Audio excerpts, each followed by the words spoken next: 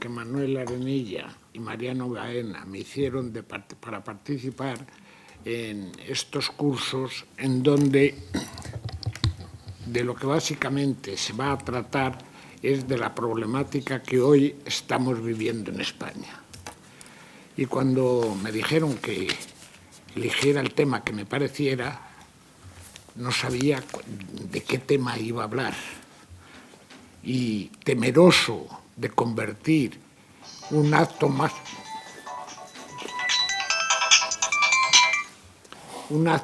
o menos académico en una especie de mitin político propagandístico, no sé muy bien de qué cosa, resultó que en mí surgió la perplejidad. Y en estas circunstancias pensé que lo mejor sería hablar de la reforma de la Constitución como pieza medular para entender desde el punto de vista teórico el significado del Estado moderno y desde el punto de vista práctico como criterio referencial para poder entender y empezar a comprender la vida política española del presente. En estas circunstancias, y como quiera que la mayoría de los que estáis aquí sois profesionales del derecho, creo que no tiene excesivo sentido plantear los grandes temas de la teoría de la Constitución y de la teoría del Estado. Que más importante es plantear los temas concretos que nos ofrece la realidad de nuestro momento histórico. Y entre estos problemas, pienso que el primero es el de que sepamos claramente qué es lo que está sucediendo en España, porque es justamente de lo que no nos queremos dar cuenta. ¿Y qué es lo que sucede? Que vivimos de algo muy claro y reconocido por todos, en una crisis profunda. ¿Y qué es lo que sucede en las épocas de crisis? Aquello que en el esquema de las crisis ya expresó Ortega con la brillantez que caracterizaba a todas sus exposiciones. En las épocas de crisis, decía Ortega, no sabemos lo que nos pasa. Y precisamente es eso lo que nos pasa, que no sabemos lo que nos pasa. Pero añadía, frente a este juicio, digamos, mitad estoico, mitad nihilista, añadía Ortega, cuando empezamos a preguntarnos por las crisis es cuando únicamente podemos empezar a salir de ellas. Y así las cosas, y siguiendo este planteamiento orteguiano, yo empezaría diciendo que ¿qué es lo que ocurre en el presente en España? Que nos preguntemos de alguna manera por las crisis. Y pienso que lo que está ocurriendo en España es que desde el año 1978, en que se empezó a pensar en la necesidad de vertebrar un régimen político democrático, lo que ha sucedido o ha venido sucediendo es una falsificación permanente de la propia realidad de lo que estaba sucediendo en este país. Y yo, antes de entrar en obligados temas de referencia sobre la reforma constitucional, tendría que decir que empezamos la transición justamente desde grandes palabras sin significación política y real ninguna. El lema, previamente a la vertebración de la organización democrática, era justamente libertad, amnistía y estatuto de autonomía. Yo entendía perfectamente que se hablara de libertad como punto de partida. Entendía incluso, para los que habían sido perseguidos por el franquismo, que se reclamara la amnistía. Pero el establecimiento de la autonomía como criterio definidor de la futura organización democrática es lo que no me empezaba a cuadrar. Y desde ese momento empecé a pensar que la Constitución que iba a surgir y que tenía que surgir inexorablemente en nuestro país, surgía desde malos comienzos. Porque el adorno teórico mayor que se hacía al despegue frente a un régimen totalitario anterior, el esquema teórico del que se partía era que había que establecer un régimen de libertad, por supuesto. Eso lo empiezan a predicar los primeros pensadores políticos del mundo clásico, que habría que perdonar o que ponerse de acuerdo para establecer una organización política coherente, también lo entendía. Y en nombre de la libertad y en nombre de la democracia se empezaba bien. Pero el Estatuto de Autonomía, ¿qué era lo que significaba? ¿Y por qué se colocaba como categoría fundamental? Solamente tiene una explicación. Y es que, volviendo a los pensadores clásicos, de los que no temas, Pepe, no me voy a parar a estudiarlos ni a exponerlos, en el Estatuto de Autonomía teníamos un precedente. Los 3 estatutos, 2 que se aprobaron y 1 que no llegó a aprobarse, de la Segunda República Española. Y esos estatutos ya hacían un planteamiento que nada tenía que ver con las construcciones del pensamiento político moderno que se estaban produciendo en Europa desde el Renacimiento. Y en este esquema, forzosamente iba a surgir una democracia, iba a surgir una defensa de la libertad que me empezaron a parecer peligrosas. Hasta tal punto que en el año 1978, no en el mes de diciembre, que fue cuando se aprobó la Constitución, sino en el verano de ese año, en un congreso que tuvimos los constitucionalistas de España en las Islas Canarias, dirigido por Gumersindo Trujillo, yo ya expuse clarísimamente que no se empezaban cumpliendo en la organización democrática española una serie de condiciones y requisitos sobre los cuales se había vertebrado la Constitución en sentido moderno y que, en consecuencia, no se empezaba desde la lógica jurídica dentro de los esquemas que debieran satisfacerse. Porque está bien defender la libertad como principio. A la libertad se refieren los clásicos griegos, pero sobre todo romanos.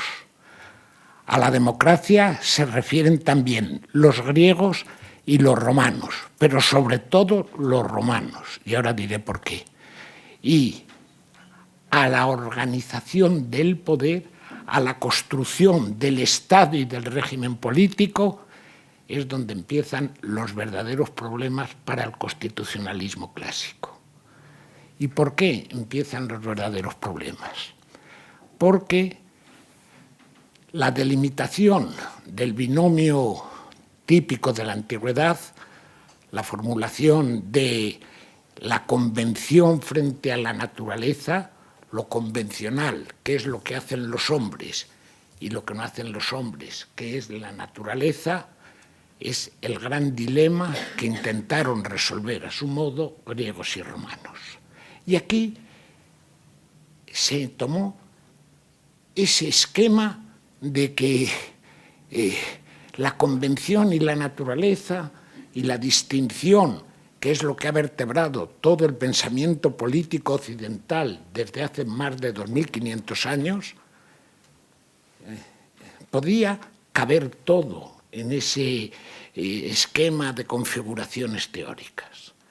Y naturalmente, en ese coloquio de las Islas Canarias, montado por Gumersindo Trujillo, mi querido amigo, desgraciadamente fallecido hace ya unos años, cuando yo expuse mis pequeñas ideas, da la casualidad de que encontré una manifiesta hostilidad en los componentes del público, que éramos todos más o menos profesionales del derecho constitucional, lo cual me produjo una satisfacción profundísima porque dije, ahora sí que estoy en lo cierto, sabiendo lo que sabían los que estaban allí como asistentes al coloquio. ¿Y qué es lo que sabían? Nada. Porque da la casualidad que el concepto propio de Constitución lo habían ya empezado a vertebrar desde el esquema de la Convención. Todo era Convención, que traducido en el lenguaje popular del presente, traducido en eso que se llaman tópicos, la Convención es lo que hacen los hombres. Y lo que hacen los hombres son muchas cosas bien, pero muchas barbaridades. Y desde esta óptica, sobre ese nuevo concepto de convención y de consenso, se estaba forjando una idea de democracia que nada tiene que ver con la democracia efectiva. Ha sido Liebhardt, un politólogo holandés, el que en el siglo XX, ya bien entrado el siglo XX, establece el dilema entre la democracia de consenso, el gran milagro, frente a la democracia de oposición, dándose cuenta de que efectivamente la única democracia que se empieza a vertebrar en nuestra cultura es la democracia buena. Esto es, de igual manera que se habla ahora de bancos buenos y bancos malos, hay democracias buenas y democracias malas. La democracia de consenso. Sin haberse puesto ninguno a pensar qué significa el consenso. Y desde esta óptica me parece importante, cuando hable y diga alguna cosa referida directamente a la reforma constitucional, que ahí hay un fallo y hay un peligro, que es el que empiezo o quiero empezar a denunciar. En este esquema, la democracia de consenso es la democracia, obviamente, del diálogo. Es la democracia del talante. Es la democracia de hay que ponerse de acuerdo por encima de todo. Y estaría mal el que hablemos de consenso, de talante y de diálogo, sí, cuando se sabe qué es lo que se está diciendo. Pero ¿cuál es la estructura conceptual del diálogo? ¿Y qué es lo que determina el significado del gran diálogo renacentista? Ha sido nada más y nada menos que Rilke, el gran Rilke de Alemania, el que dice el Renacimiento es un inmenso diálogo, un enorme diálogo. Y es un diálogo tan impresionante que es el diálogo con los demás, con los otros, pero es el diálogo con los muertos. ¿Y qué significa esto de que es el diálogo con los muertos? Que es un diálogo que se tiene con el pasado. Las cartas familiares de el gran Petrarca, ¿qué significaban? Las cartas que Petrarca escribía a Cicerón, las cartas con los hombres de la antigüedad. Y el Renacimiento, la esencia del Renacimiento, que es precisamente la esencia del diálogo, la esencia del consenso y del acuerdo, es dialogar con los muertos. Es el diálogo en pleno siglo XV que desarrollarían luego los hombres que empiezan a hablar de la dignidad del hombre, los hombres que empiezan a hablar de la dignidad humana y que montan sobre Manetti, Pico de la Mirándola, montan ese nuevo concepto de la libertad moderna, pensando en los antiguos. Esa atmósfera renacentista, afortunadamente nos vamos a encontrar con que la vamos a encontrar también en algún pensador español, que como fue nada más y nada menos que Quevedo. El famoso soneto de Quevedo empieza, ¿cómo empezaba el famoso soneto de Quevedo? A ver si me acuerdo de memoria.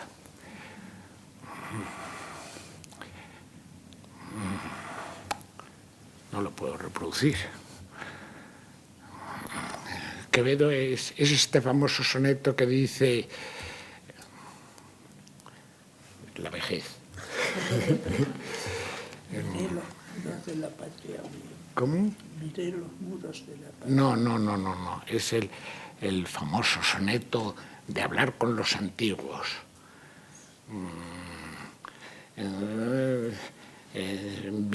Hablando con mis ojos con los muertos, termina el primer cuarteto. Es reproducir los esquemas de Petrarca y del Renacimiento, diálogo con los antiguos. ¿Y qué significa ese diálogo y por qué hablamos y empieza hablando de diálogo y de consenso? Porque la democracia se justifica, se decía, en los pruritos intelectuales mínimos de la transición, que tiene que defender la libertad. Y defender la libertad significa defender la dignidad del hombre. Que la democracia significa obtener, junto a la libertad, la amnistía, el poder ser libres real y efectivamente.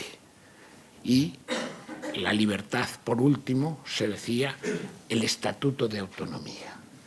Y habría una justificación, y es el conflicto que presentaron los antiguos, de defender el estatuto de autonomía en tanto en cuanto en el pensamiento político se introduce la idea de naturaleza y la idea de convención. ¿Y qué significa introducir la idea de naturaleza? Que la naturaleza es el espacio y la convención no es el espacio.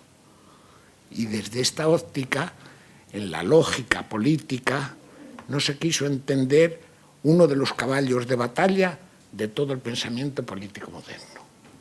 En cuanto introduces el espacio, estamos dando Pablo a la frase del gran jurista alemán que dice: si todo derecho deja de ser derecho si no hay el lugar justo donde vale como tal. La definición del espacio. Todo derecho solo es derecho en el lugar justo. Con lo cual está huyéndose, y hablo por eso del diálogo renacentista, está huyéndose del esquema de los universales, de las abstracciones, para pasar justamente a las realidades concretas.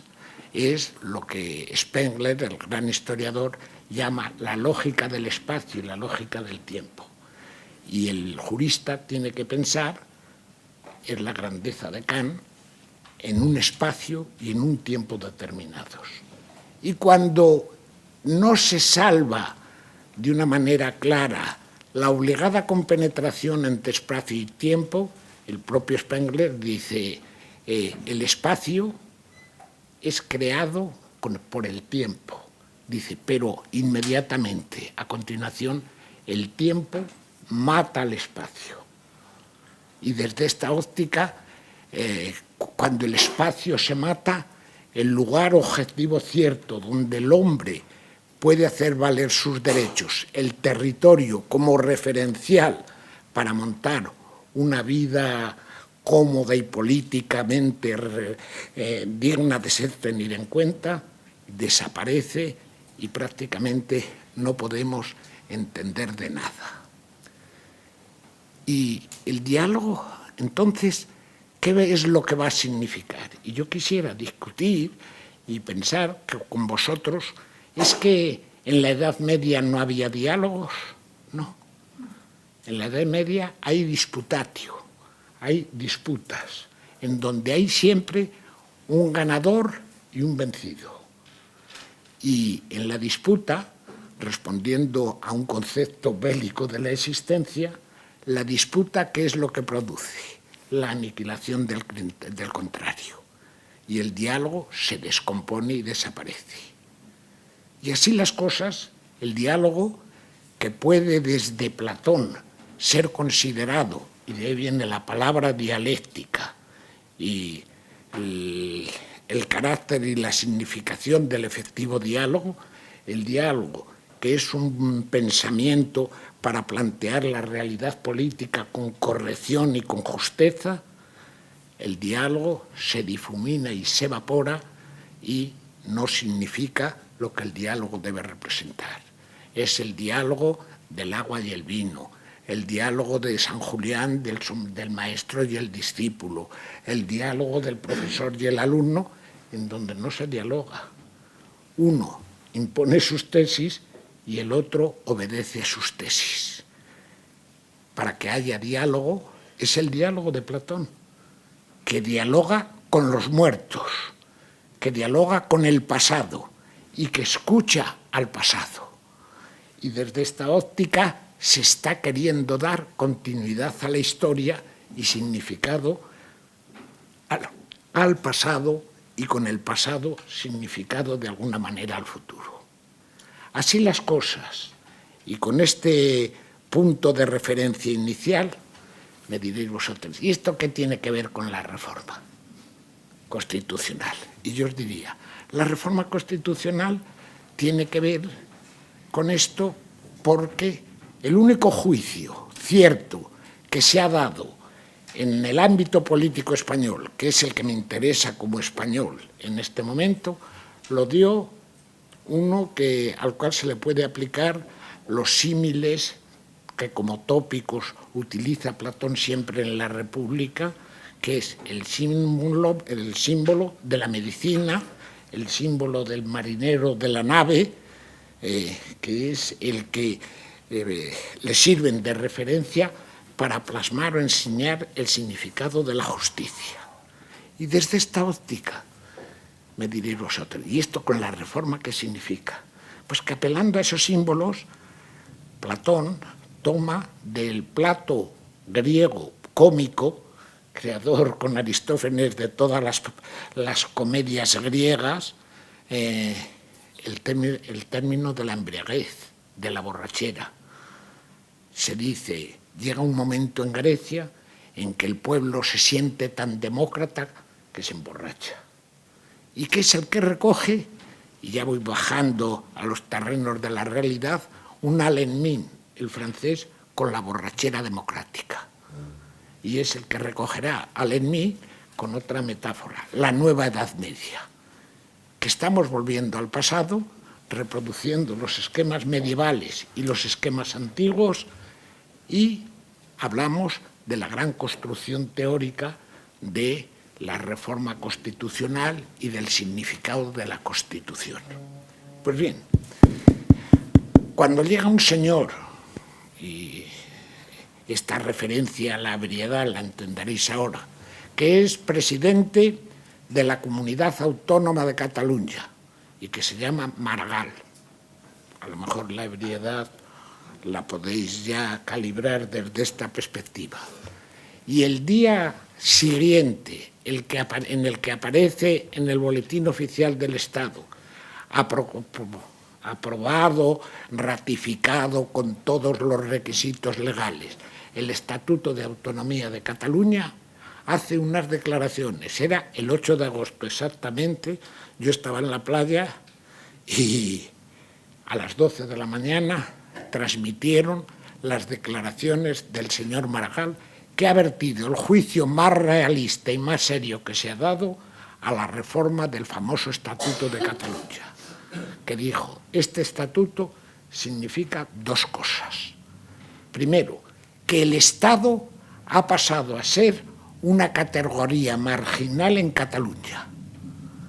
Y segundo, que la Constitución española ya no existe en Cataluña porque la ha sustituido el Estatuto de Autonomía, no una reforma del Estatuto, sino un estatuto absolutamente nuevo y distinto que nada tenía que ver con el anterior. Y esa es la realidad y el mensaje que nos transmite un catalán y que impasiblemente nosotros recibimos como si se tratara de una frase más, de un tópico más, de los que se repiten en todo el país. Pues bien, desde esta perspectiva, ¿qué es lo que ha ocurrido con la reforma constitucional? ¿Y qué es lo que ha ocurrido con la Constitución? Que la Constitución española no se puede bautizar de Constitución perfecta. Prácticamente constituciones perfectas y coherentes en una Weltanschauung, en una concepción del mundo general, no existe ninguna.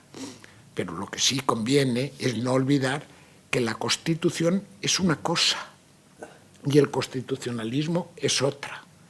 Y que si la Constitución es una cosa distinta al constitucionalismo, la Constitución, en su significado moderno, es el de que tiene que ser una ley escrita, que además decimos es la norma normorum, la norma de las normas, es la ley suprema del Estado.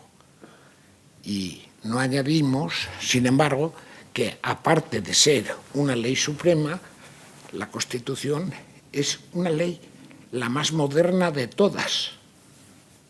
Y esa ley suprema que se acepta por los constitucionalistas, que es la ley del presente histórico, es una ley tan moderna, que no va más allá del siglo XVIII y que tiene prácticamente unos nombres propios que son los referentes más concretos del presente.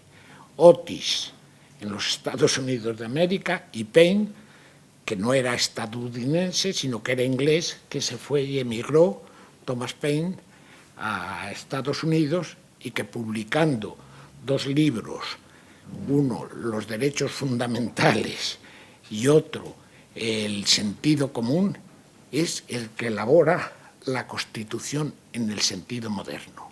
¿Quiere decir esto que no había una Constitución anterior? No. No existía propiamente una Constitución porque no existía una Constitución escrita. Y que la Constitución antigua, hablamos de ella a raíz de la publicación del libro del gran historiador del derecho sajón, como es Henry Maine. Y esta Constitución antigua fue una obra del siglo XIX. Y el siglo XIX da lugar a la aparición de la construcción del constitucionalismo moderno, pero sin ninguno de los requisitos y condiciones que caracterizan el verdadero constitucionalismo. Porque en su esencia, ¿qué es el constitucionalismo? Que es por lo que debemos empezar. ¿Y por qué las 2 afirmaciones del señor Maragall? Que Cataluña ha dejado de tener una Constitución y que, en consecuencia, el Estado también ha desaparecido para Cataluña. Y esta idea es la que normalmente no se tiene en cuenta. Que una cosa es la Constitución o la idea de Constitución que pueden tener Paine o puede tener Otis en América, entendiéndola como Constitución escrita. Paine habla de la Constitución y crea el sentido moderno de Constitución en el libro Los derechos fundamentales. Luego, en el sentido común, pone de manifiesto que tiene un gran sentido común, que es un escritor brillantísimo, pero que es un inculto fenomenal y que no sabe apenas nada de lo que está hablando, no es un Hobbes. Sin embargo, él dice, ante todo y sobre todo, la Constitución es como una gramática para un lenguaje. Y la Constitución es un antecedente siempre de un gobierno. La Constitución es una obra del pueblo y que, en cuanto tal, es una obra que no permite hablar de un gobierno que no sea despótico y que no sea tirano, si previamente no existe una Constitución. Y así las cosas. Es que no hay doctrinas en la Edad Media y en la Antigüedad que hablen de la necesidad de que el gobierno sea limitado y el gobierno sea controlado. Prácticamente toda la literatura medieval política, empezando en Juan de Salisbury, continuando por Egidio Colonna, siguiendo por Juan de París, por todos los hombres, no del nominalismo, los Ockham, los Duns Scotus, los que hablan de los términos jurídico-políticos como flatus vocis, esto es, como simples soplos de viento que se pierden en los universales, sino de aquellos que se enfrentan a la realidad, hablan de la necesidad de eliminar el despotismo y la necesidad de eliminar la tiranía. Juan de Salisbury es el primero que empieza justificando la muerte de un tirano, siendo naturalmente Juan de Salisbury un católico claro, medieval, y antes de que hubiera habido las revoluciones de la Reforma. Y desde esta óptica tendremos que decir, en el siglo XVII tenemos un constitucionalista único y espléndido en España, que fue Juan de Mariana, del cual nadie habla en la historia del constitucionalismo español. Quiero decir con esto, los grandes problemas que planteó la cultura europea de antes de la Reforma y después de la Reforma fueron también tenidos y sentidos en casos españoles. Lamentablemente, de igual manera que nos olvidamos de las palabras de Margall y de igual manera que nos olvidamos de la realidad política presente, nos hemos olvidado de los grandes teólogos políticos de la segunda escolástica española. Y qué curioso que puedas leer en los grandes historiadores ingleses hablando del genio de Suárez. Y qué curioso que un señor como Hobbes le ponga a Suárez de la forma más miserable como el mayor enemigo. ¿Y por qué? Porque Suárez, aparte de escribir el gran libro sobre las leyes, esos 9 tomos sobre las leyes de Suárez, y en lugar de ser considerado como le consideraron los propios historiadores ingleses, pienso en Maitland, pienso en Fuller, pienso en los grandes historiadores del pensamiento político inglés, de los cuales lo menos que dicen de él, que es el creador de todo el pensamiento contractualista, y con buena parte de razón, los españoles, ninguno se ha preocupado seriamente de poner de relieve la importancia que nuestra propia historia constitucional tiene o podía tener, como en la realidad de la propia Edad Media, en su recuperación también en España de los esquemas políticos del mundo clásico. Juan de Mariana, pongo el ejemplo, fue el autor que más fama llegó a tener en Europa en su tiempo. Él había participado con su presencia en la trágica noche de San Bartolomé de 1572. Contra los hugonotes, él había participado pasivamente, viendo porque estaba allí, que le habían mandado los jesuitas al colegio de París. Pues Juan de Mariana es el primer gran teórico del tiranicidio y justifica el tiranicidio en su gran obra del rey y de la institución real. Y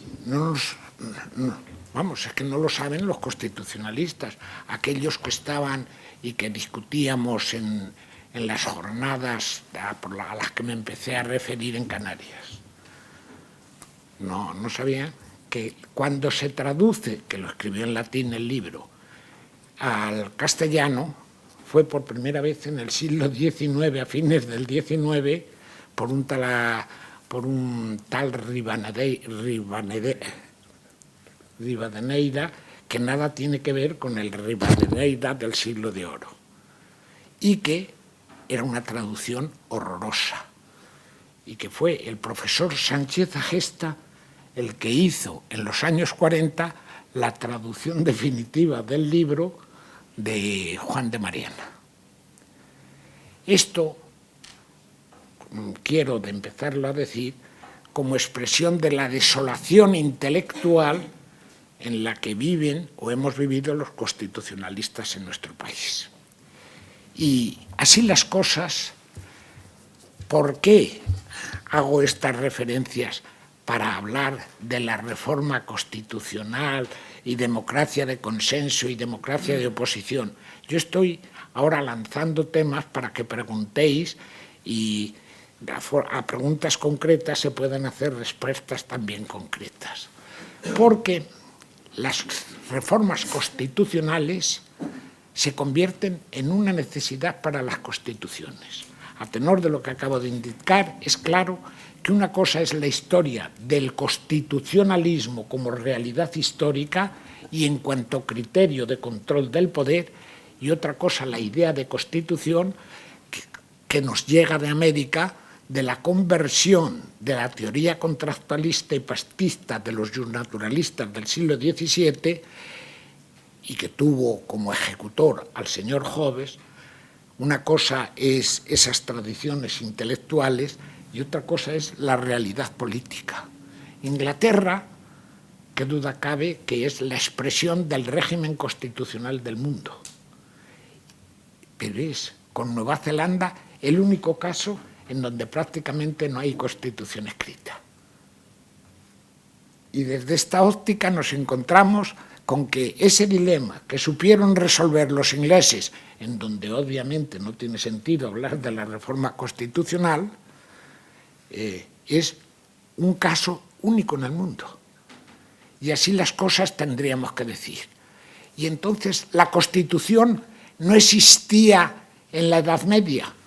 En la Edad Media existe la aiguë sans puissance de los monarcas, existe la joyeuse entrée, existe una serie de medidas. En nuestro derecho histórico aragonés tenemos el Justicia Mayor de Aragón, tenemos una serie de instituciones que limitan al poder. Y ese criterio limitador del poder como realidad histórica efectiva es justamente la que no maneja ningún constitucionalista, siendo un evidente precedente de nuestra Constitución. Y si nos preguntamos ahora, ¿y es que nuestra Constitución no nace en Cádiz y no tenemos un constitucionalismo? Sí, en España y en el resto de los países de Europa. Y tenemos una realidad histórica que el resto de los países de Europa fueron haciendo apelando a la historia. Hay una frase que Friedrich coloca en un ensayito que tiene sobre el libro de Henri Lehmann, La Constitución Antigua. Y en esa recensión que hace Friedrich empieza con esta sorprendente afirmación. El derecho es historia congelada.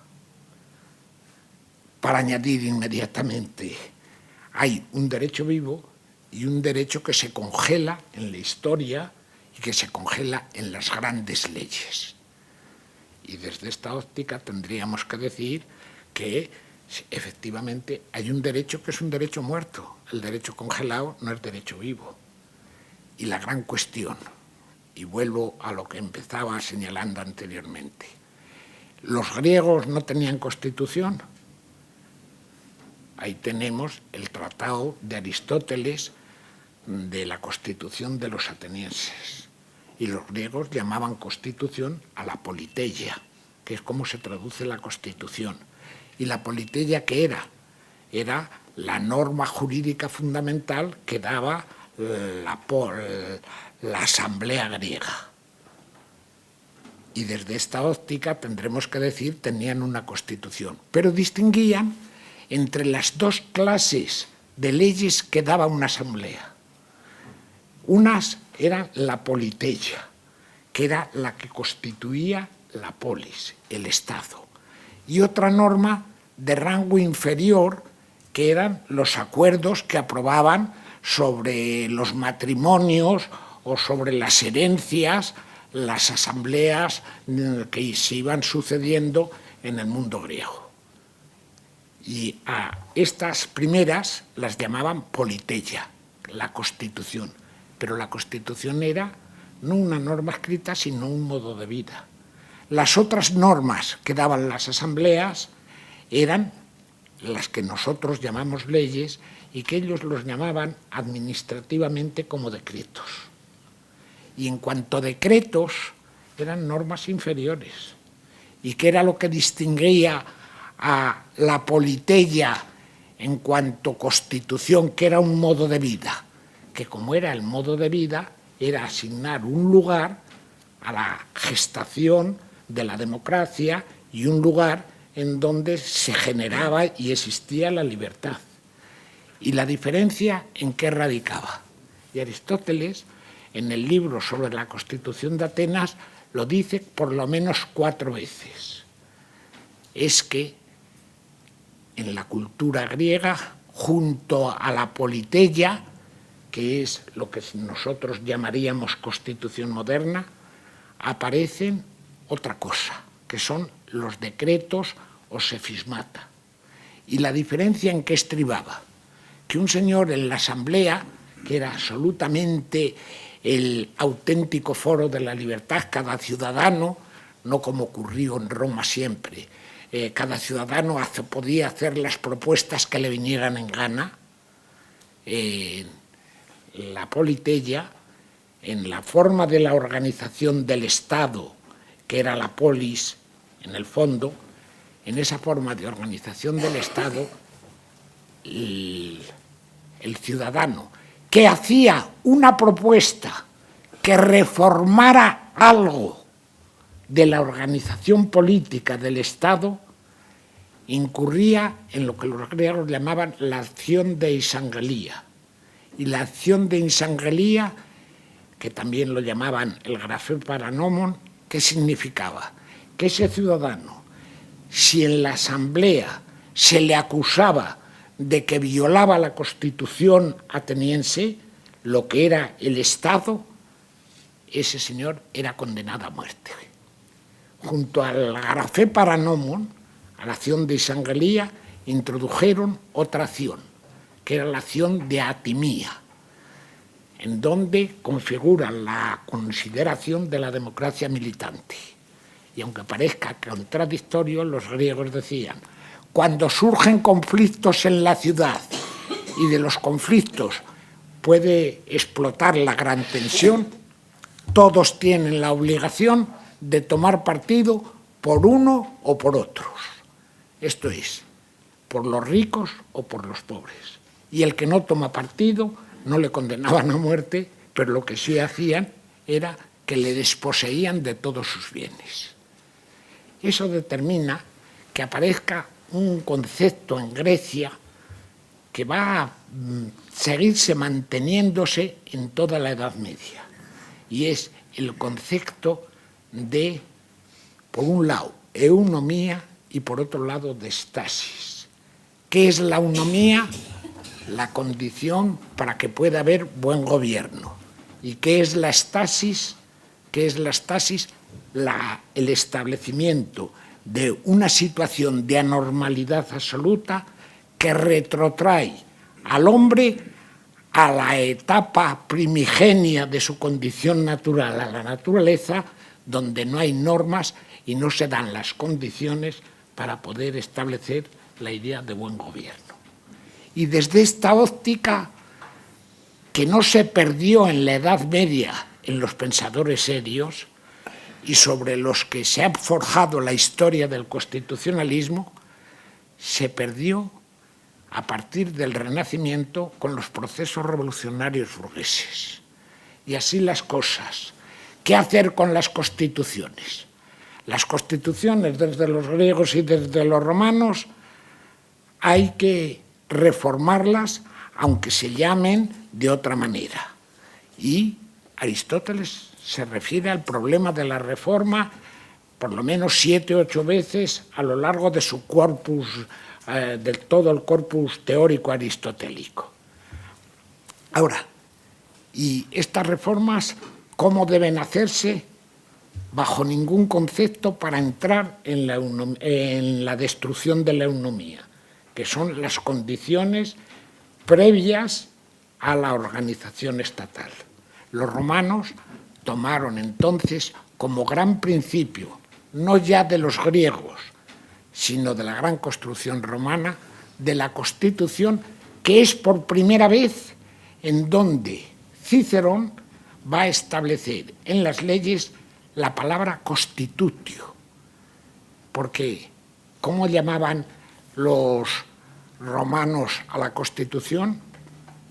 No la politeia, sino que hablaban de una organización parecida a la politeia, que eran los mores maiorum. Esto es, las costumbres de los antepasados, la Constitución antigua de Henri Lemaine. Y esta idea de Constitución antigua como realidad histórica, que nada tiene que ver con la construcción teórica de la Constitución como ley escrita. Fue con la caída de Roma, y la historia de la Constitución, fue con la caída, digo, de las constituciones griegas, con lo que aparece por primera vez en la historia el universalismo político. Y con el universalismo político fue como va a aparecer también la idea de que efectivamente frente a ese universalismo hay que hacer una organización política diferente. Ese es el gran mérito de los estoicos, que son los que van a recibir en Roma todo el pensamiento estoico y sobre el cual se va a construir la idea de constitución romana. Y entonces se va a preguntar con Cicerón el significado que puede tener la reforma y por qué se hacen las reformas. Y así las cosas, y con estas indicaciones que yo he querido lanzar una serie de ideas, ¿a qué conclusión tenemos que llegar? ¿La reforma constitucional es necesaria? No es que sea necesaria, es que es obligatoria. Y si nos preguntamos, ¿y por qué es obligatoria? Porque si no se hace reforma constitucional, la Constitución se descompone. ¿Qué es lo que ha ocurrido, y yendo a realidades históricas del presente, con la idea de Constitución inventada por los americanos? Se ha dicho que es la gran conquista de América, es el concepto moderno de Constitución, que es la primera Constitución y la más antigua que se conoce, porque estamos viviendo ahora en el presente con la Constitución que hicieron los Hamilton, los Jefferson, etcétera, etcétera, y los Madison, que escribieron El Federalista, el primer gran libro de derecho constitucional del mundo. ¿Qué es lo que ocurre con esa Constitución americana? Que sigue vigente en la actualidad. Ahora, ¿cuándo se hizo la primera reforma de la Constitución americana? 3 años después de ser aprobada. Y nada más y nada menos, ellos tienen, como sabéis, un procedimiento especial de enmienda. Y hacen la primera reforma constitucional a los 3 años de aprobarse la Constitución, que tiene más extensión que el propio texto constitucional inicial. Y, naturalmente, es la Constitución que sigue vigente. ¿Qué es lo que ocurre con el resto de las constituciones del mundo y prácticamente por todas las europeas? Que el siglo XIX, que es el siglo del constitucionalismo, es el siglo que se dice las reformas que no se produzcan. Incluso se establecen límites a poderes temporales a que se hagan reformas constitucionales. Nuestro constitucionalismo no tuvo problemas. En la gran Constitución de Cádiz, efectivamente, se recoge un procedimiento más agravado y complejo para reformar la Constitución que lo que se sigue para modificar las leyes ordinarias, que es el mismo criterio que emplearon los griegos y emplearon los romanos. Un procedimiento diferente para reformar la Constitución que el que se sigue para modificar las leyes ordinarias. Es lo que crea la ley de Sangalía y la ley de Atimía. Y es lo que crean en Roma los mores maiorum. No se puede ir contra los mores maiorum. Esto es, la Constitución no es que se pueda o se deba dar para siempre, sino que la Constitución tiene que adaptarse al cambio histórico. Y los romanos fue recogido de los estoicos los que establecieron como base y principio de todo el derecho constitucional aquel principio de salus populi suprema lex esto. La salud del pueblo es la suprema ley. Y entonces la Constitución romana la podemos llevar a los romanos? Bajo ningún concepto. Porque los romanos no entendían por constitución la ley suprema, no entendían como lo había entendido un griego primitivo, que fue Píndaro con el nomos basileus, que la ley sea la reina, que la ley es la razón sin pasión, decía Aristóteles, y por eso lo que no se puede es destrozar la racionalidad del Estado y el acuerdo dentro del Estado. Y desde esa óptica tendremos que decir, ¿y qué es lo que ocurre con esa concepción en el constitucionalismo del presente? Que la reforma constitucional, ¿para qué sirve? Para evitar que por unos procedimientos subrepticios se hagan reformas. De tal forma que, si yo me pusiera a decir o dar una definición del constitucionalismo, diría, la Constitución es ley suprema, sí, pero como ley suprema establece normas con diferentes direcciones. Y ante todo, las constitucionales del constitucionalismo, ¿a dónde deben ir dirigidas? A limitar los problemas de que se pueda romper el salus populi suprema lex esto, que la salud del pueblo, la salud del Estado es la suprema ley. Y partiendo de esta determinación o partiendo de este esquema, ¿a qué conclusión tendremos que llegar? Que si no se hacen reformas, ¿qué se hacen? Procedimientos subrepticios para que la reforma se produzca. Y así nos encontramos que todas las constituciones del mundo se reforman. Por ejemplo, desde que se aprobó la Constitución española, dio la casualidad que hubo un convenio en Italia, en Bolonia, y que se publicó un libro en el cual yo también participé, sobre la Constitución italiana que había servido de modelo a los españoles y la Constitución de los italianos, que a los 30 años, el libro se llama la Constitución italiana e la española, no, la Constitución española e italiana nel trentennale de la Constitución italiana. En ese momento, con 30 años de vigencia de la Constitución italiana, se habían hecho más de 40 reformas en Italia. La Constitución alemana que se aprobó, la Ley Fundamental de Bonn, que se aprobó 2 años después, en el 49, en esa misma época se habían hecho ya más de 50 reformas a la Constitución de Alemania. Y naturalmente, como se habían hecho reformas, no hubo que hacer otras cosas. ¿Y qué otras cosas son las que pueden hacerse? Las que hace el tiempo y que Jelinek desarrolló con el nombre, frente a las Verfassungsänderung, reformas constitucionales propiamente dichas, aparecen las Verfassungswandlung, esto es, las reformas de la Constitución que proceden subrepticiamente de lugares distintos. ¿Y cuáles son los lugares distintos donde aparecen las reformas constitucionales en España?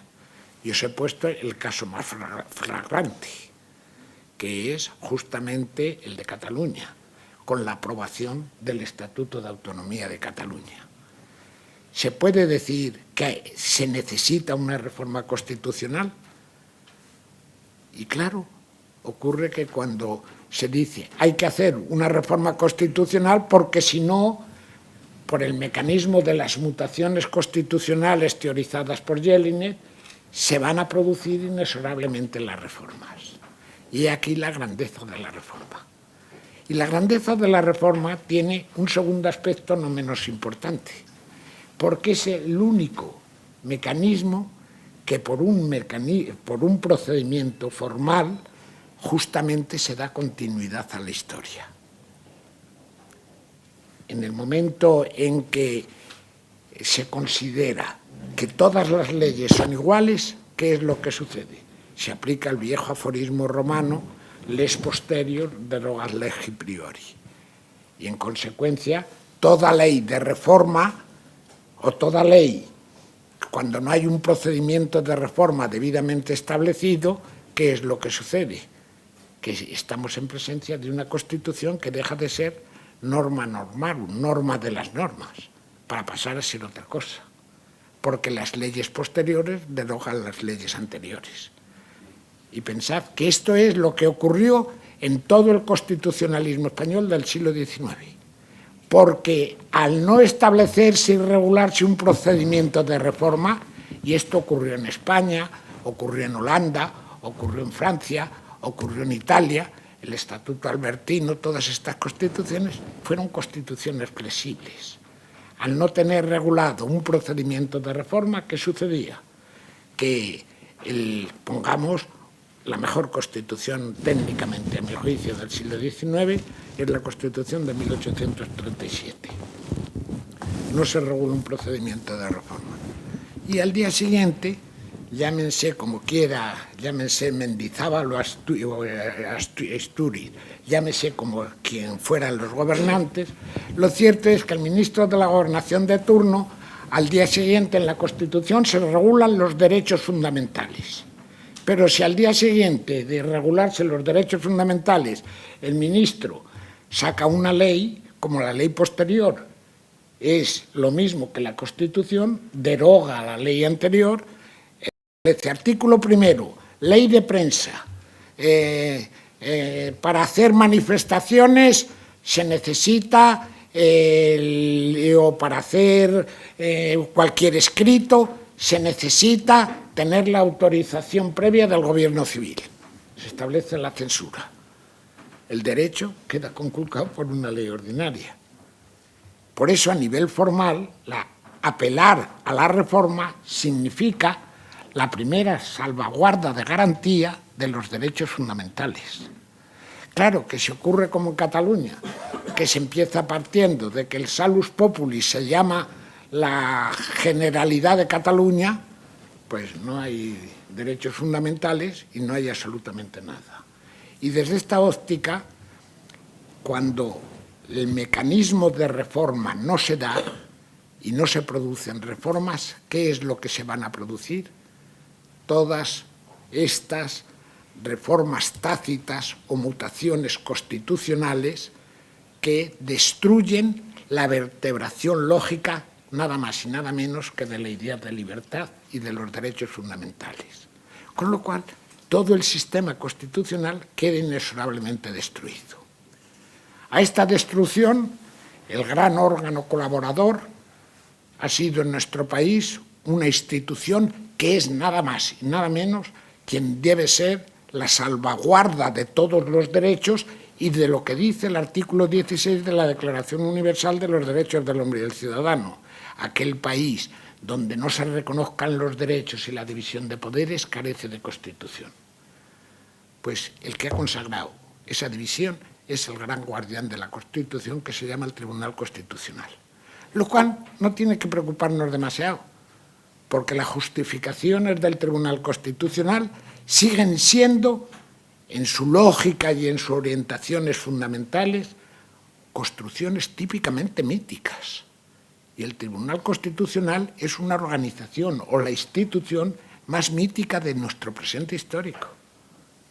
Al tiempo que Henri Lemaine, en el siglo XIX, publica el libro La Constitución Antigua, que, por cierto, está traducida al español y da en 1980, da muestra de la calidad de los juristas de ese momento histórico en nuestro país.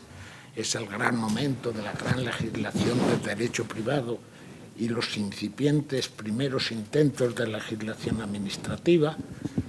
En ese momento se publica el libro también de Morgan de la historia de la sociedad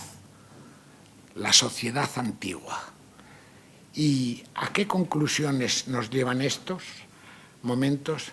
Que los mecanismos de garantía al final del siglo XIX aparecen absolutamente destrozados porque aquellas razones que llevaron a que Hamilton ya improvisara la necesidad de una justicia constitucional en los artículos del Federalista y que en el año 1803 se tradujo en la famosa sentencia del juez Marshall en el caso Marbury versus Madison, y que lógicamente vertebraron una organización constitucional americana y que es el gran legado de los americanos, en Europa las proclamaciones que hicieron casi todos los grandes juristas europeos es que el Tribunal Constitucional no tendría sentido en los ordenamientos constitucionales modernos.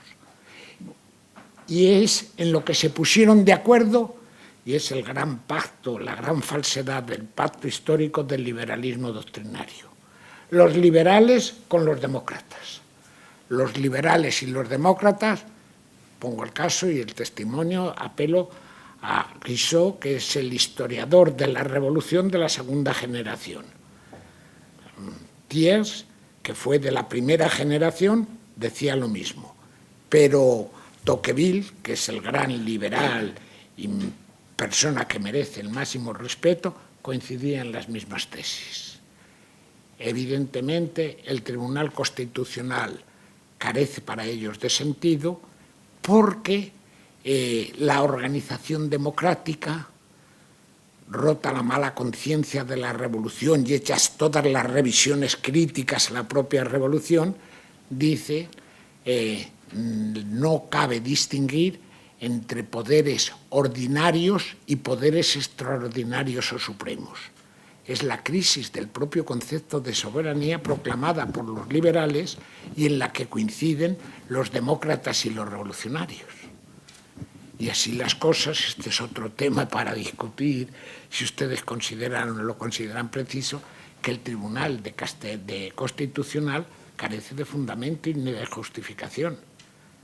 Todavía, en el siglo XX, dos administrativistas españoles fueron invitados a unas jornadas especiales, no había, por lo visto, constitucionalistas importantes, en el año 1926, en la revista de Derecho Público francés, se pusieron a discutir los distintos juristas de Europa sobre la conveniencia o no conveniencia de los tribunales constitucionales. Y hubo frases y ideas para todos los gustos. Por ejemplo, Carré de Malbert se muestra en contra radicalmente de que pueda haber un tribunal constitucional. Por ejemplo, Digui se muestra en contra de un tribunal constitucional. Otros, Oriu, lo consideran conveniente, porque partían del derecho de que no hay un derecho de monopolio único del Estado, porque eso puede llevar a la dictadura. Y desde esta óptica, ¿qué ocurrió con los juristas españoles que se presentaron? No voy a dar los nombres, y si alguno los quiere ver, es en un número de la revista de Derecho Público del año 1926. Pues dos peregrinos juristas del derecho público dijeron dos estupideces únicas.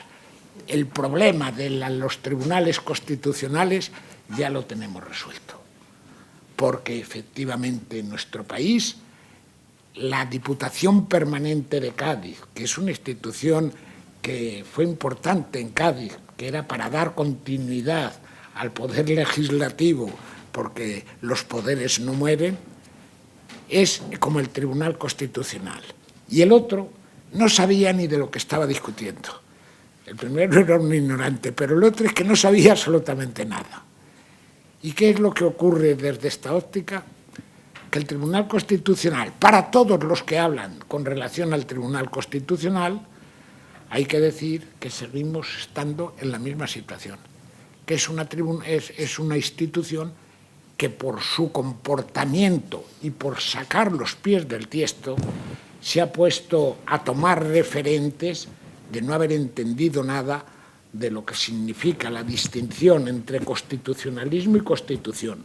El constitucionalismo como realidad histórica que sirve para controlar al poder y la Constitución como entidad que da sentido y que permite explicar que ese derecho congelado que aparece en las leyes se descongele y se convierta en modo de vida. Esto ha marcado unas tradiciones en Francia, en Inglaterra y en el resto de los países que no ha tenido en España. Voy a poner simplemente 2 ejemplos, por lo chocantes que puedan resultar. El ejemplo de Hoffmann en Francia con la francofilia.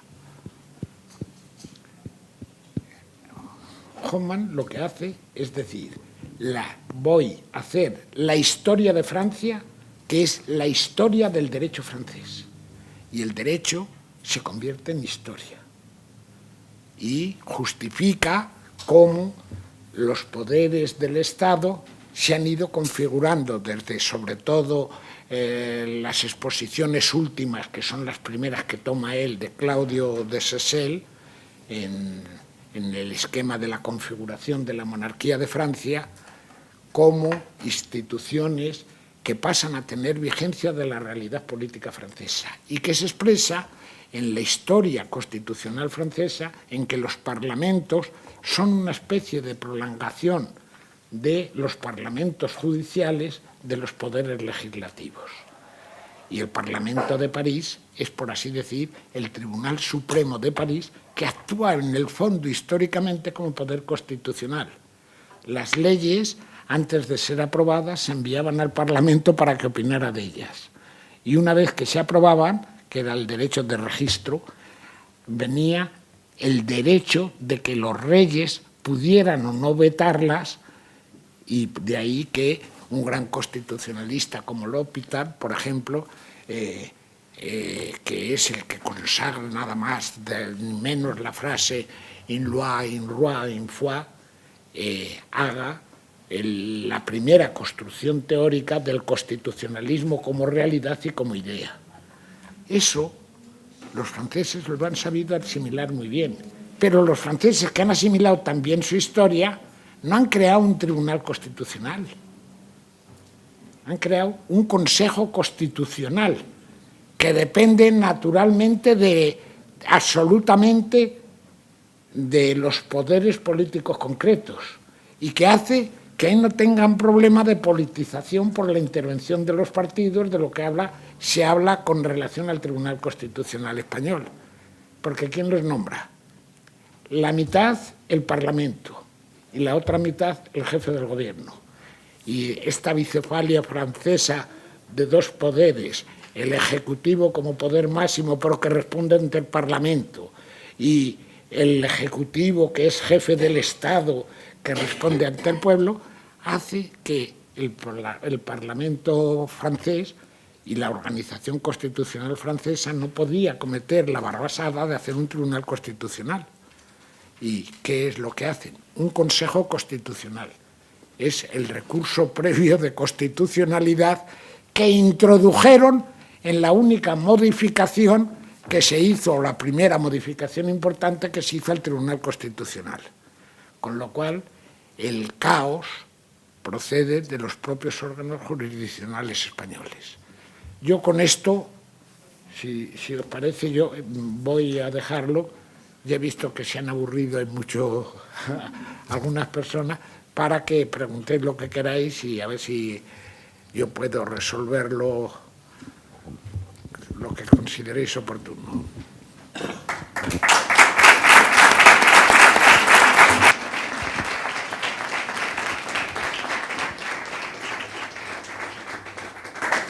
Muy bien, pues tenemos la ocasión de preguntarle al profesor de Vega sobre la reforma constitucional, traer las musas al teatro, ver los planteamientos que se han hecho desde el punto de vista general y teórico, histórico, y concretar efectivamente la necesidad de que las constituciones, cuando no se reforman, pues surgen otras alternativas. Esto es como en general la naturaleza, ¿no? Cuando no se encauzan los cambios, surgen por otro sitio. ¿Preguntas, ideas, sugerencias? ¿Preguntas sobre la realidad actual?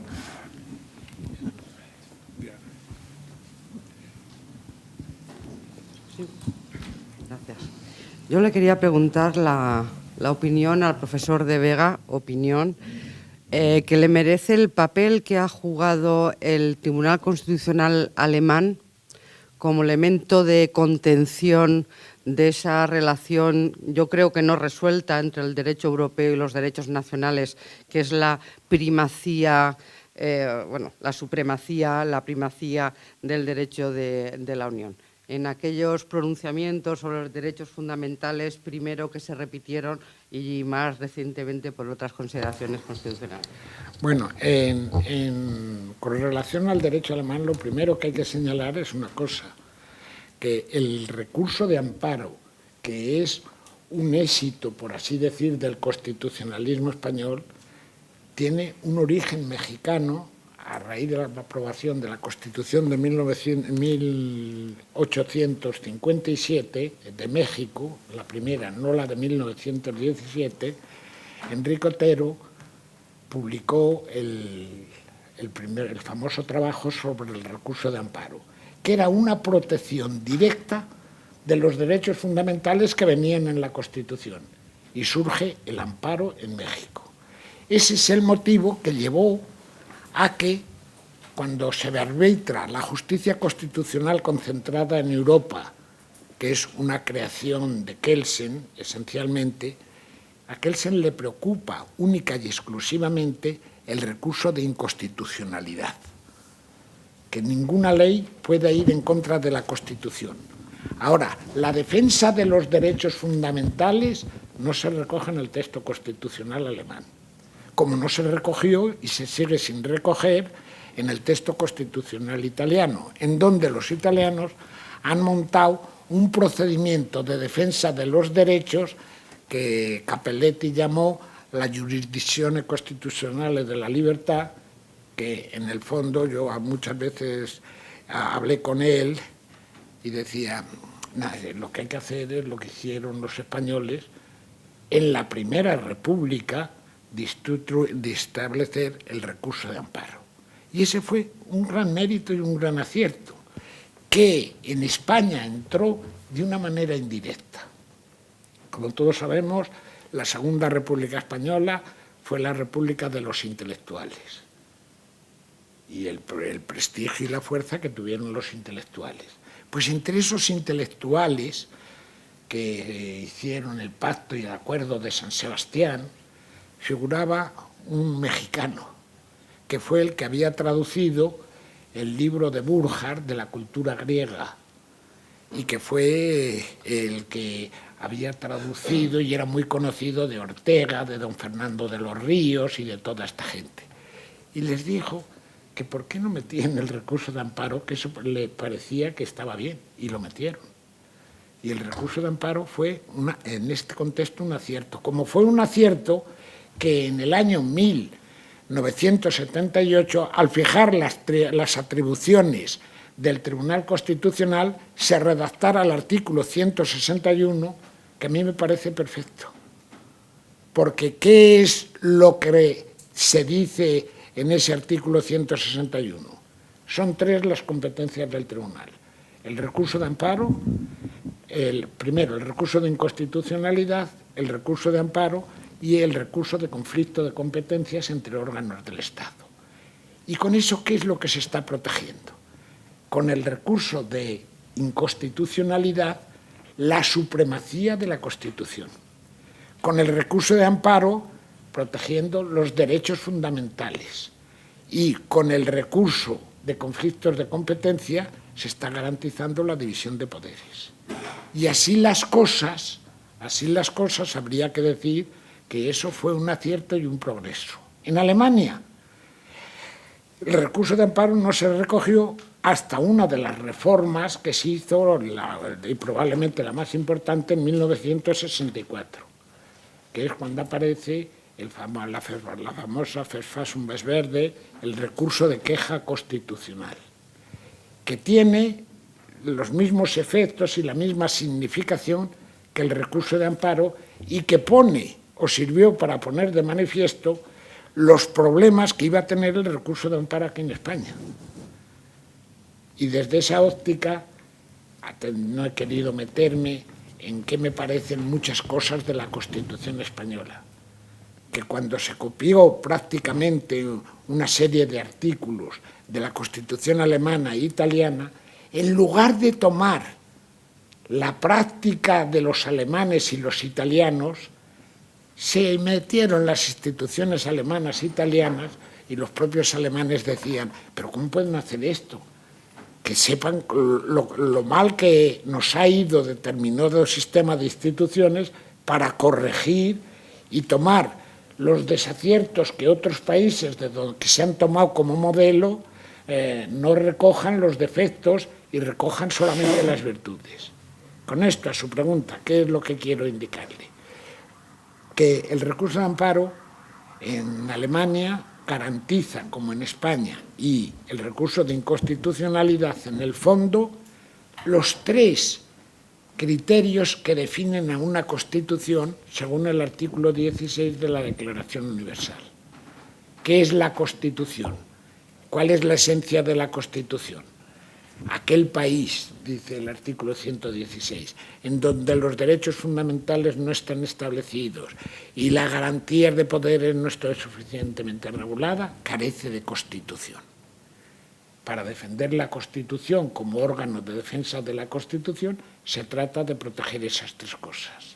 Los alemanes se dieron cuenta de que tomar la legislación extranjera como criterio que pueda condicionar las decisiones del Tribunal Constitucional, en principio dijeron que sí, pero ya aquí hay un especialista en Alemania que podría decir que ya el Tribunal Constitucional no va por ahí, que ya la autodefensa del salus populi suprema lesesto ya está funcionando de otra manera. Y esa es una realidad de la cual los españoles no se quieren dar cuenta. ¿No te parece, Luis? Casi por alusiones, no casi por alusiones, voy a intervenir brevemente. Sí, perdón. En primer lugar, pues para felicitar a don Pedro, no sé qué calificativo emplear, prefiero no hacerlo por su intervención, que es más que espléndida, y también a los organizadores del ciclo y al propio director del instituto. Yo, leonés, exiliado en Cantabria, me he venido expresamente a escucharle. Y la verdad es que he disfrutado mucho y he aprendido de nuevo mucho. Y he aprendido siempre en don Pedro no solamente derecho español, sino que él que me dice que soy un especialista en derecho alemán, soy un aprendiz en todo, he aprendido muchas veces también derecho alemán con él, como ahora mismo. Bueno, en relación con esto último, don Pedro, pues claro, la Constitución está todavía más hecha polvo, porque con la reforma del año 2007, de la Ley Orgánica del Tribunal Constitucional, se han cargado el recurso de amparo. Claro, pero te refieres a España, a España. ¿no? Yo he contestado Claro. Entonces no solamente la reforma viene... del 2007 ha destruido el recurso, la defensa de los derechos no solamente fundamentales. viene la crisis por el lado que usted apuntaba y por otros muchos, sino que también viene por el propio recurso de amparo, que con la objetivación esta llevada hasta los extremos, pues se lo han cargado. De nuevo, no han copiado el modelo alemán, donde sí, se de la práctica, después de un importante cuerpo de jurisprudencia, conduce una relativa objetivación, pero todavía hay una vertiente subjetiva para las vulneraciones muy graves de los derechos fundamentales o vulneraciones graves, lo cual, pues, en principio, se ha eliminado aquí, y a ver qué pasa después en vía interpretativa, que tampoco parece que está siendo ahí muy feliz últimamente la jurisprudencia del Tribunal Constitucional. Entonces tenemos otra nueva mutación constitucional ahí, o una nueva reforma a través de la ley orgánica del 78.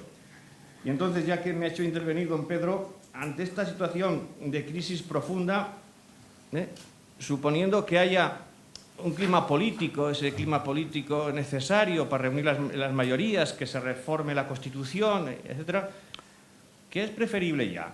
¿Reformar o abrir un proceso constituyente nuevo? Bueno, yo diría, Muchas gracias. y tengo que decir, el proceso constituyente nuevo sería lo bueno, pero los procesos constituyentes, ¿cuándo se abren? Los proyectos constituyentes se abren por necesidad. Mientras la reforma constitucional, yo en el librito de la reforma digo, ¿cuándo es conveniente la reforma? La reforma es siempre conveniente cuando jurídicamente resulta necesaria. Cuando en España la Constitución se hace una Constitución abierta, Es la locura de Haberle permanentemente de hablar de la Constitución abierta, tomando de Popper los argumentos, y evidentemente ese no es el plan.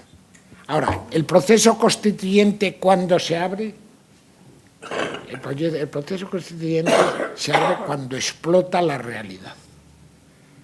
Lo ideal sería, y lo grave de nuestra Constitución, fue que en un momento de calma social, que era mucho mayor de lo que en principio pensábamos todos que podía ser, esta es la realidad, no se aprovechara para hacer una Constitución medianamente inteligente y coherente. Ahora, ¿cuándo se abren los procesos de constitución, de procesos constituyentes? Pues en los momentos de caos social. Esto es, y por eso me he referido a la estasis y a la eunomía. La estasis es la vuelta a la prepolítica, esto es, al estado de naturaleza, que es el estado prepolítico. Y es el estado de naturaleza, el estado salvaje. Y los contractualistas se preguntan, ¿y cuándo se sale del estado salvaje? Cuando precisamente se establecen las condiciones, la eunomía para formar el gobierno. De aquí que el propio Hobbes, en el Decibe, que es el gran libro de Hobbes, y el que utilizaron en toda Europa y por lo que se hizo famoso en toda Europa, el resultado es que vuelve a hacer él mismo una corrección con el viejo mito de Prometeo, con la aparición de la política como salto del estado semiselvático del estado de naturaleza al estado social, que es donde tiene su génesis el estado social. Ahora, abrir un proceso constituyente.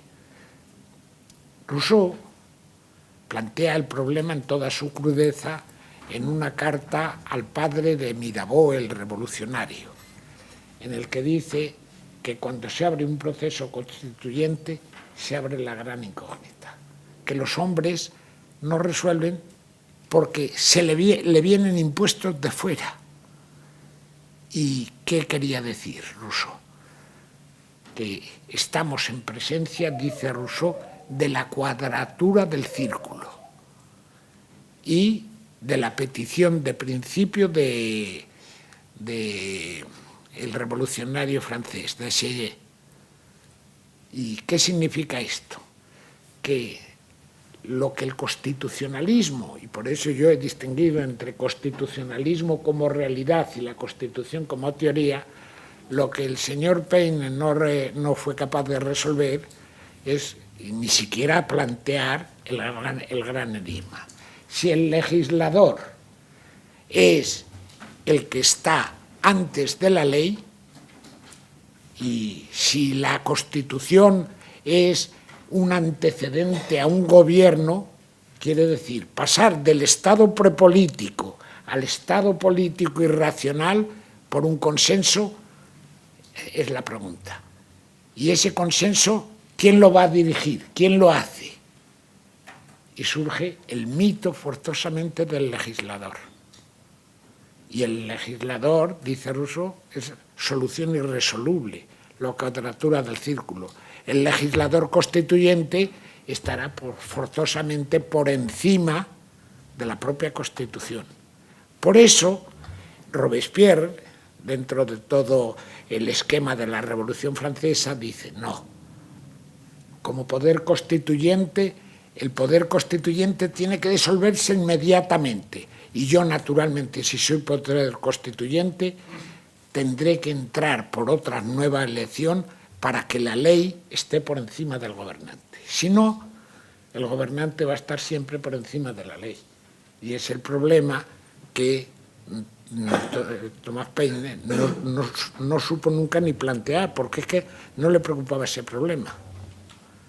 Y abrir un proceso constituyente ahora, ¿tú crees que estamos en unas condiciones sociales para que se pueda abrir un proceso constituyente? Y yo te diría, ocurriría con la Constitución como con las leyes electorales. ¿qué duran más? ¿Las constituciones o qué han durado más? ¿Las constituciones o las leyes electorales? Siempre las leyes electorales. Y cuidado, las leyes electorales es la pieza fundamental de cualquier constitución, porque la ley electoral es el mecanismo para la democracia que la ley de sucesión hereditaria es para la monarquía. Era la vieja tesis de Giorgio Lombardi, que en paz descanse. Y desde esta óptica, en la situación actual, la que pudiéramos denominar apertura de un proceso constituyente, es que aunque lo quisieran abrir, no lo van a abrir. El único que lo ha abierto ha sido el Estatuto de Cataluña y las ensoñaciones de grandeza cósmica que tiene un Artur Mas. Ese es el que ha abierto un proceso constituyente. Ese no se han dado con chicas. Y entonces el proceso es, ¿y qué va a hacer aquí? Pues los partidos nacionalistas, que son absolutamente necesarios, son los únicos que lo podrían abrir, pero yo soy un convencido que sin éxito de ningún tipo. Porque, cuidado, lo que ha sucedido en Cataluña antes de ayer es algo mucho más grave de lo que en definitiva se está diciendo ahora, que no estamos en el principio de realidad. En el libro de Hannah Arendt sobre la revolución, en donde habla del novus ordinum seculorum, la nueva organización constitucional, porque ella es una republicanista de los republicanos del Renacimiento, aparte de ser otras cosas, una tipa muy inteligente y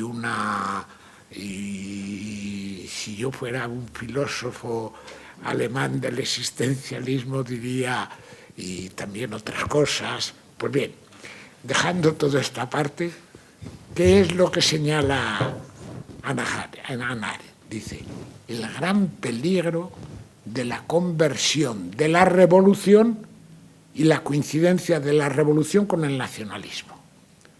Y tiene toda la razón.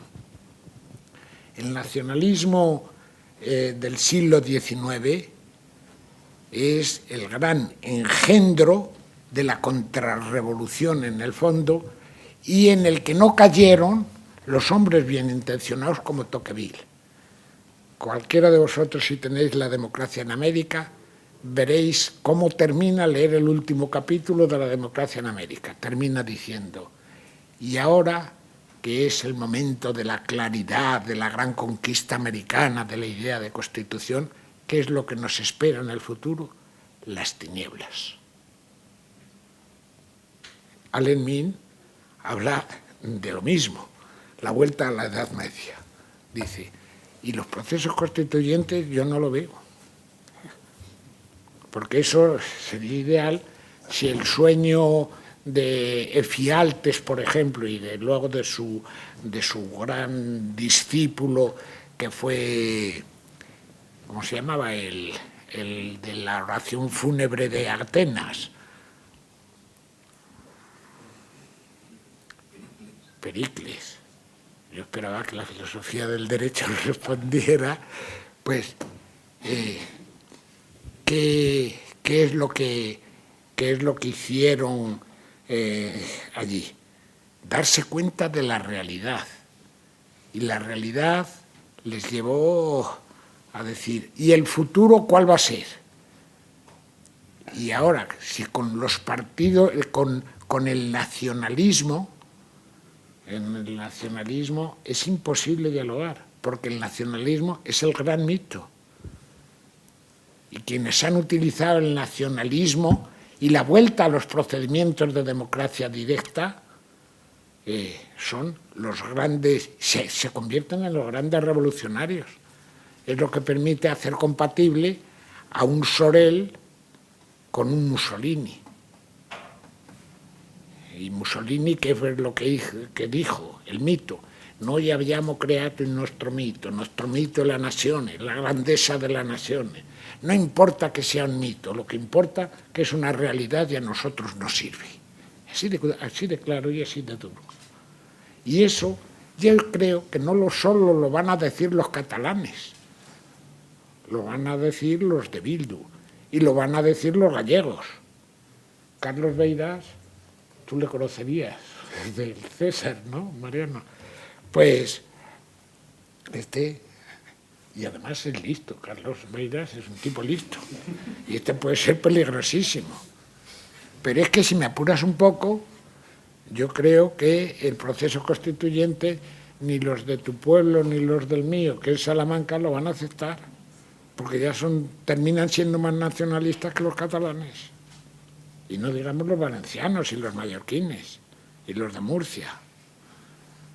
No digo los andaluces porque hay muchos. ¿Más preguntas? Sí, tenemos aquí una pregunta.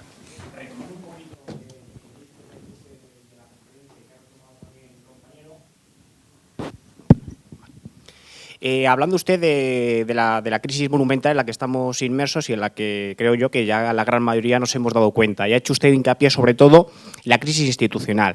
Yo sí le pediría, incluso que se mojara, habiendo usted ya descartado, como lo ha hecho, de que no es conveniente ni es factible siquiera abrir un proceso constituyente por las nefastas consecuencias que podría tener y por la poca viabilidad, por no decir ninguna que tendría, entiendo yo, siguiendo la argumentación que ha expuesto a lo largo de su conferencia, que se inclina por una reforma constitucional. Ahora bien, ¿qué reformaría usted de la actual Constitución española de 1978? ¿Tocaría usted el título preliminar? ¿Qué artículos tocaría? ¿El título octavo de la organización territorial lo modificaría? ¿En qué sentido? ¿Podría ser, por ejemplo, blindar determinadas competencias en el sentido de que el Parlamento no pudiese disponer de determinadas competencias para transferirlo a las comunidades autónomas? Yéndonos al título segundo sobre las Cortes Generales, en cuanto al sistema electoral del que usted ha hablado, de la importancia que tiene, más incluso que la propia Constitución, pasar de un sistema proporcional a un sistema mayoritario. Entonces sí le pediría, vamos, con todo el respeto y con todo, que se mojara y que me dijera qué tocaría actualmente usted de la Constitución española.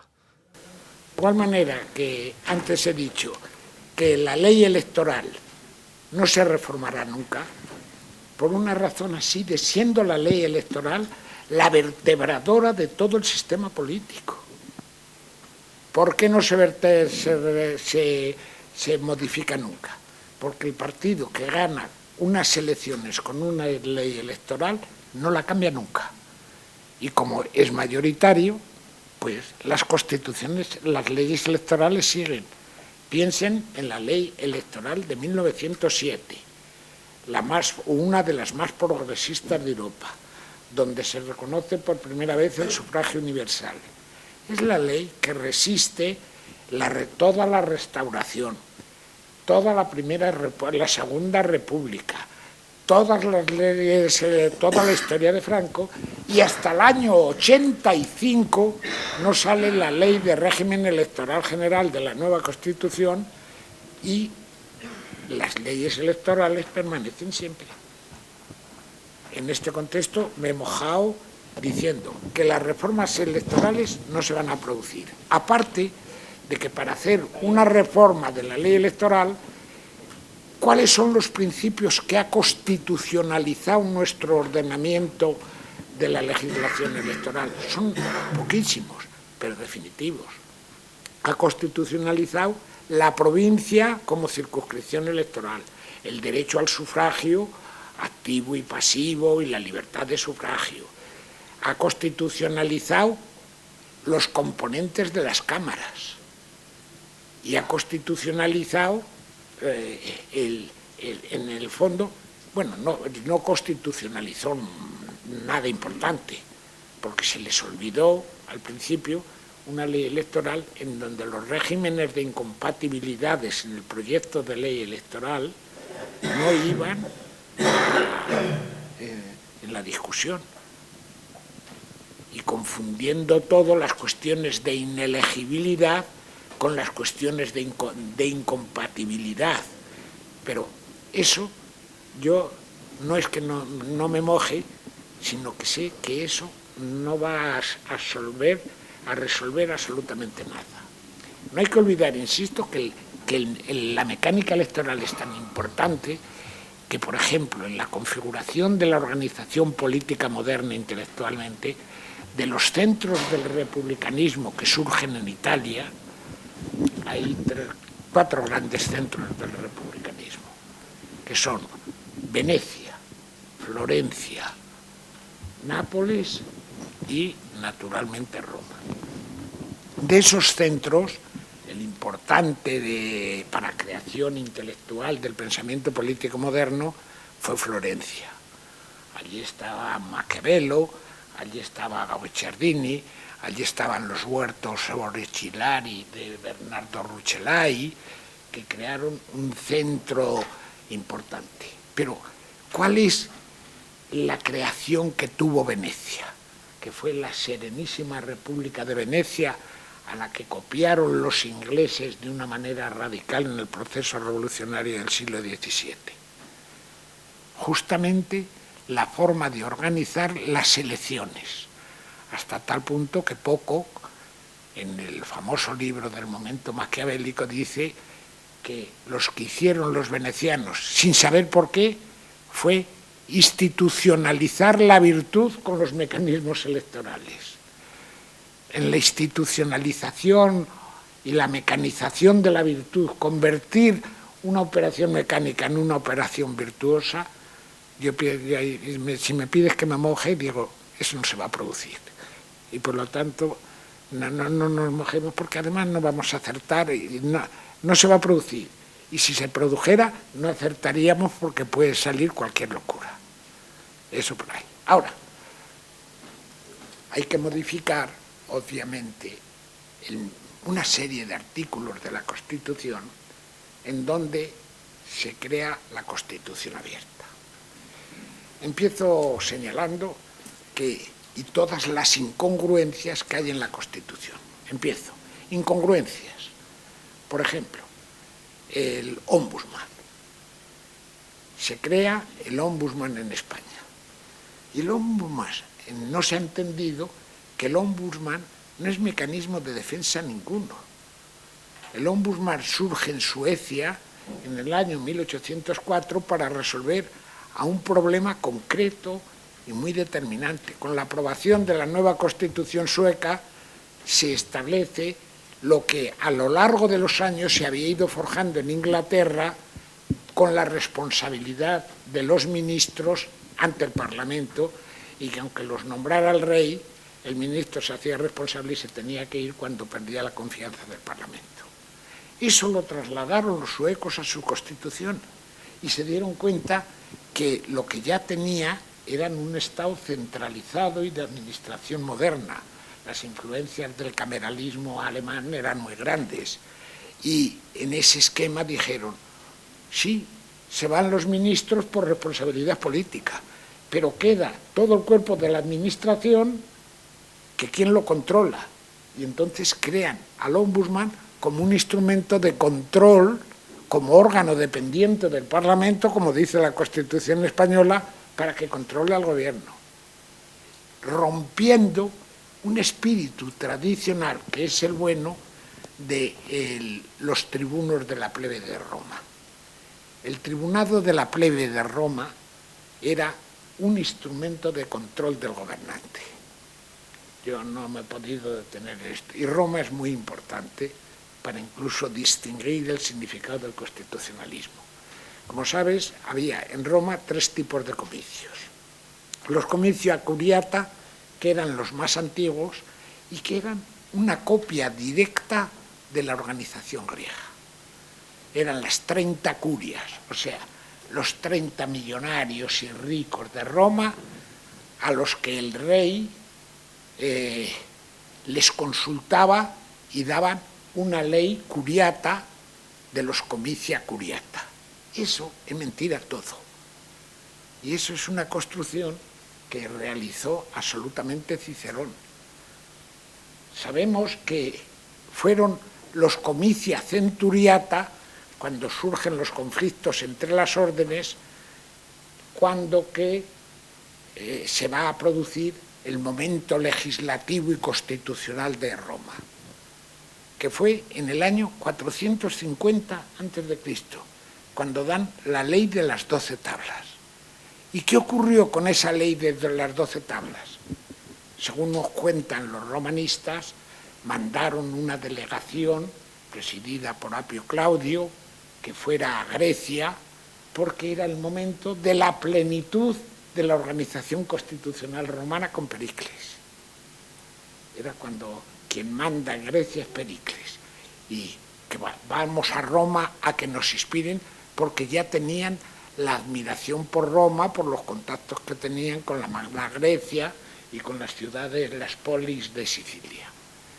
Y entonces, eso, yo soy un convencido que también es mentira. París, sabéis, el gran romanista pone en duda la ley de las 12 tablas. Al parecer sí se dieron, y hubo una delegación que mandaron a Grecia y que los griegos dijeron: aquí el sitio bueno para importar el derecho es Creta. Y las leyes de Creta fueron las que se dice que se trasladaron a Roma.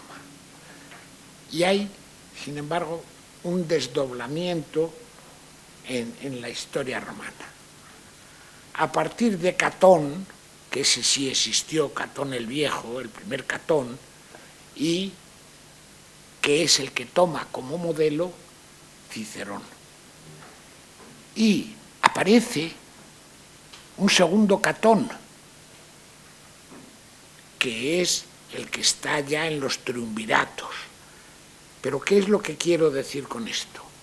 Que es Catón el que, tomando el modelo griego, habla de la traslatio imperii, habla en la oratio pro rodio, habla de los peligros que tiene de seguir las costumbres romanas, habla de la necesidad de construir un esquema jurídico propio de Roma, y es donde aparece, qué casualidad, otro Apio Claudio, que ya es el Apio Claudio, ese sí es histórico, porque es al primero que cita Polibio, que Polibio es el que da el modelo y la descripción romana de la organización constitucional como primer teórico de la división, digamos, de poderes, que no es división de poderes, pero es lo que sí incorporan los ingleses con lo que se llamó el régimen político mixto. Y eso sí era importante, que aquí han olvidado, y que los monárquicos no se han enterado, que el secreto de la monarquía inglesa está en haberse consolidado desde el punto de vista del establecimiento del régimen político mixto. ¿Y qué es lo que yo tendría que, por así decir, corregir totalmente? Absolutamente todo el título octavo, porque es la incongruencia llevada hasta sus últimas consecuencias. Primero, empecemos, primera, pero que no voy a decir las más graves, pero las más elementales, que constituyen para ti y para mí como españoles un insulto.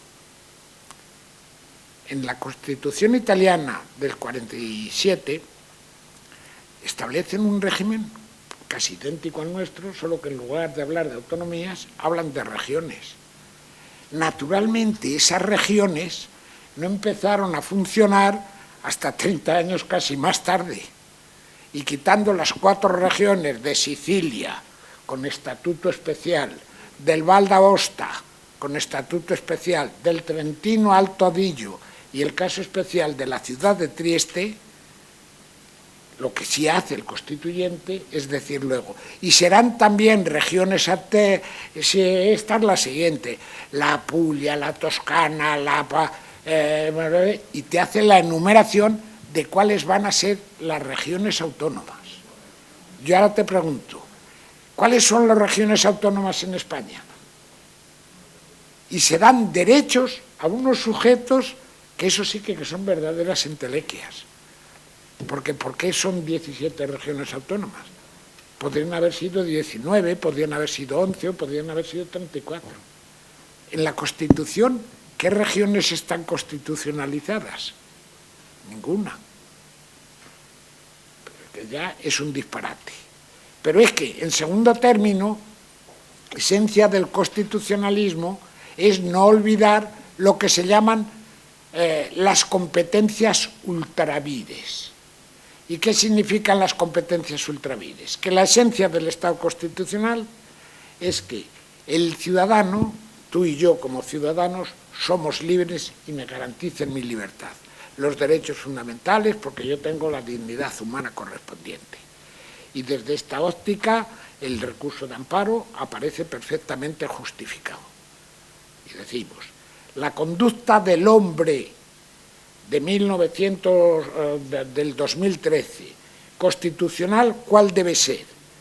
Que mi libertad es negativa, como decía Berlín, el concepto negativo de la libertad, que yo soy libre de hacer todo lo que me dé la gana con tal de que no haya una ley que me lo prohíba. Y mi libertad está en que si hay una Constitución que me prohíbe el realizar tal conducta, yo forzosamente tengo que tener y someterme a esa prohibición. Ahora bien, el gobernante, ¿cuál es la esencia del constitucionalismo? Que esté controlado. Y entonces, ¿qué es lo que puede hacer? Nada, salvo aquello que le autoricen las leyes, para lo que tenga competencias. ¿Y qué es lo que ha sucedido en nuestro ordenamiento? Que funciona el régimen jurídico constitucional desde esquemas prácticamente contradictorios. Las leyes se hacen para los ciudadanos, pero no para los gobernantes. Y entonces, ¿el gobernante puede alegar ningún tipo de competencias ultravires? Esto es, que están más allá de lo que las leyes le autorizan. Evidentemente no. Y entonces, todo el sistema de poderes de las autonomías, esta idea esencial de que el gobernante que no tiene conferido un poder actúa siempre ultra vires, opera inconstitucionalmente. Y todos los artículos de la Constitución aparecen conculcados de una manera indirecta en todos los estatutos de autonomía. Y en consecuencia, ¿qué haría yo? Reformarle por entero el artículo y dejarle en 4 proposiciones.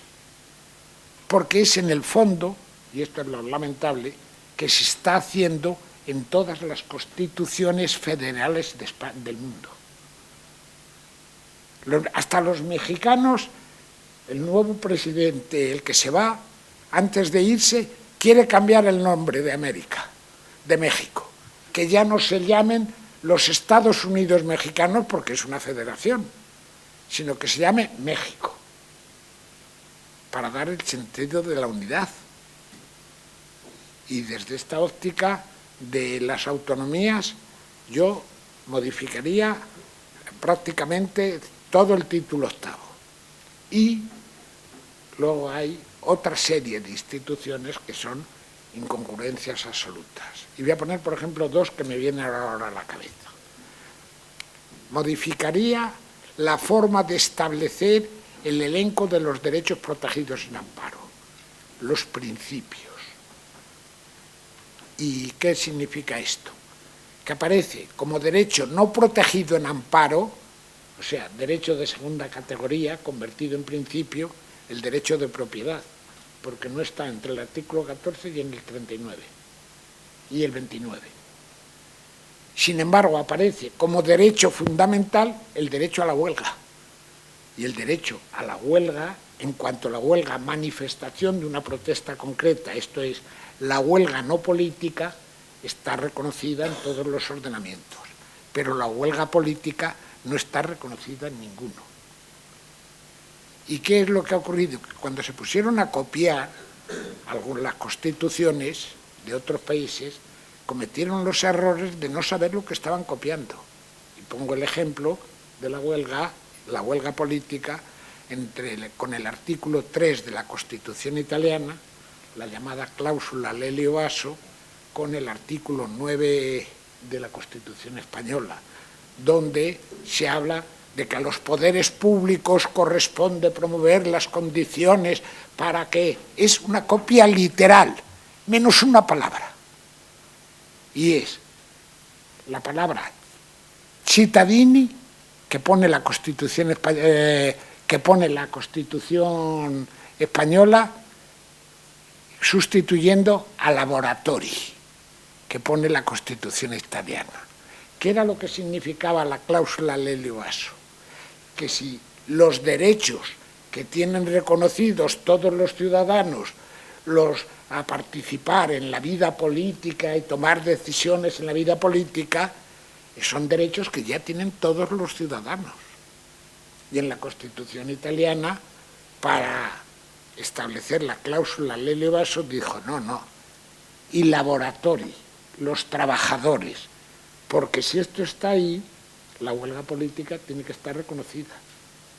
Cuando los españoles quitan laboratori y ponen cittadini y dicen, esto es más, se dan cuenta que el significado profundo de la cláusula Lelio Asso no habían entendido absolutamente nada. Tengo que decir que esto en esas jornadas que se hicieron del Trentennale de la Constitución italiana fueron las que llevaron a que un civilista italiano importante, el catedrático de Civil de Bolonia, que era comunista, con Tamames, que participó en aquellas jornadas por el Partido Comunista, y con Soletura, les dijo, pero ¿cómo ustedes han falsificado la cláusula Lelio Asso, que era el socialista más importante que en ese momento existía en Italia? ¿Qué bodas dice este civilista? Y claro, pues esos errores aparentemente técnicos, pero que tienen un gran significado y un gran contenido material, pues aquí no se dieron. Por ejemplo, introduciendo el esquema del defensor del pueblo como si se tratara de los tribunos de la plebe en Roma, que ponía el ejemplo antes. Y aquí no han entendido el significado de los tribunos, que eran los defensores justamente de los pobres. Y sin embargo, aquí fue defensores frente a la administración de la burocracia, lo que lleva a que los alemanes, sin embargo, sí lo entendieron. Ese es otro tema. Y, por ejemplo, otro, que con el modelo alemán pueda triunfar en España, porque los partidos se ponen de acuerdo para criticar al gobierno, pero lo que no se ponen nunca de acuerdo es para proponer el nombre del futuro gobernante. Bueno, yo creo que esto ya está...